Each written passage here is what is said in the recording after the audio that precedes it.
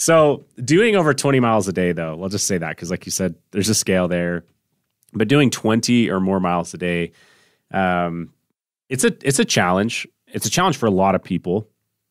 And it was actually one of the most common questions that we got when I was hiking on the Appalachian Trail, that little section that we did, because we were kind of in the range, per se, of where people were typically doing 13 to 15, maybe 13 to 17 miles a day. And so when we came through, we were doing, honestly, 25 a day on average. We did have one 30-mile day, which was a complete accident. That's pretty good.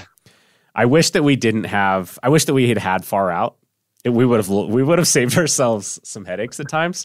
We were just going, and so like one of the times, like the day we did over 30, was not planned. It was, we got onto some private land where we couldn't camp, and we're like, oh great. So then we just had to keep moving through, But that's pretty freaking good, dude. For not through hiking on the AT, you just hop on there and do a 30-mile day. That's pretty good. we do train a lot. Like we run, we trail run. Okay. We try to because if you ever go to the Uinta High Line, I think we averaged 22 plus miles a day, maybe even higher. So we did that 110-mile section in 4.5 days. So we've got a really good crew here. Like we all run, we all train.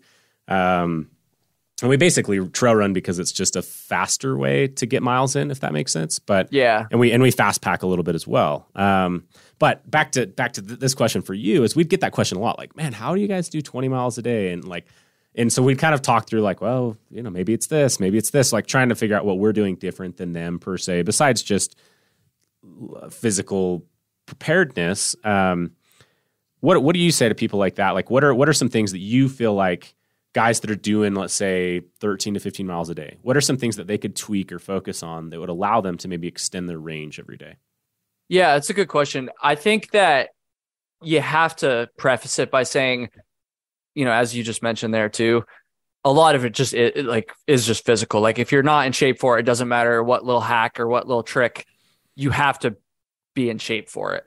And so on both of my long through hikes, when I started, I was not doing 20-mile days. In fact, I started very slow for the first couple days on both of them because I didn't want to overexert myself. I intentionally underexerted myself. Totally. And so a big aspect of it is just building up to that. Like on the AT, I didn't do my first 20-mile day until day 20. And on the PCT, it was probably a little bit sooner, but it still wasn't within the first couple days. I was training before both hikes, you have to be ready for it. But then if you're already doing 15 miles a day, then it's probably not too much of a stretch. And it's different for everybody. So for me, I think the biggest thing is just pacing. I will just try to plan ahead a little bit and pace myself. So okay, I know on the PCT, especially, there's 2 water sources I'm going to hit today. I'm going to try to just hike, without stopping between both water sources. And those will be my breaks. So I'll really only take 1 or 2 breaks a day. Breaks as in sit down and take off my pack breaks. Every now and then I'll stop to catch my breath or whatever, sit down for a second, especially towards the end of the day. And then, so I like to go pretty hard in the morning and in the first half of the day or first 2/3 of the day. What is morning to you? When do you get up?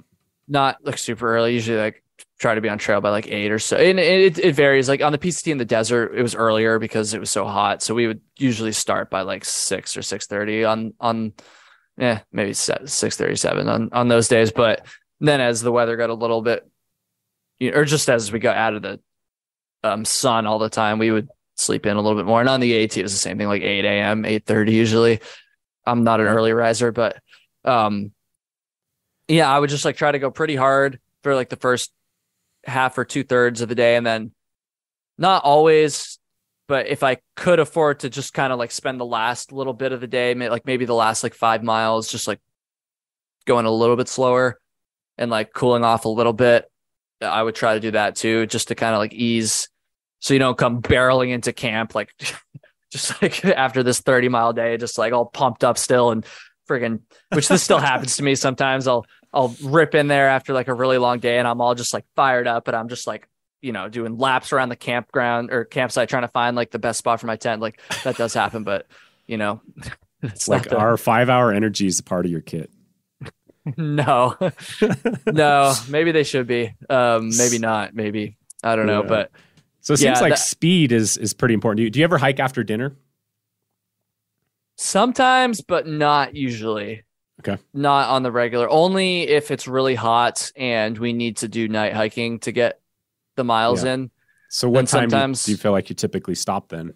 Pretty early, like usually around like 6:30, I'd say, like 6 to 6:30. Okay.